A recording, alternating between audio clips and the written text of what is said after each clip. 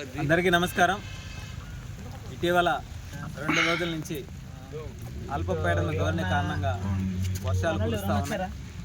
ఇదే సర్వేపల్లి నియోజకవర్గంలోని ముత్తుకూరు మండలం గంగాల కండ్రిగా కాలనీ నందు కాలువ కట్ట అంచున్నటువంటి ఒక 15 గిరిజన కుటుంబాలు గుడిసెలు వర్షానికి గుడిసెలోకి నీళ్లు రావడం, గుడిసెలు వరవడం, దాంతో చాలా ఇబ్బందులు పడుతున్నారు.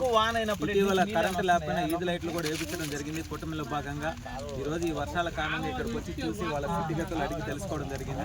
ఈ విషయాన్ని కూడా సర్వేపల్లి శాసనసభ్యులు సోమిరెడ్డి చంద్రమోహన్ రెడ్డి గారి దృష్టికి కూడా తీసుకువెళ్ళి వాళ్ళందరికీ కూడా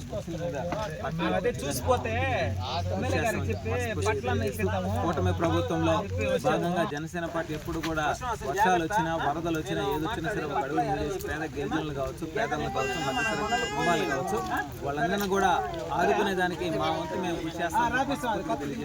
వర్షాల కారణంగా వీళ్ళందరూ కూడా ఇబ్బందులు పడకుండా ఉండడం కోసం ఇక్కడికి వచ్చి పరిశీలించి చూసే గుడిసెలో చూస్తే వర్షం నీళ్ళు పడతా ఉన్నాయి.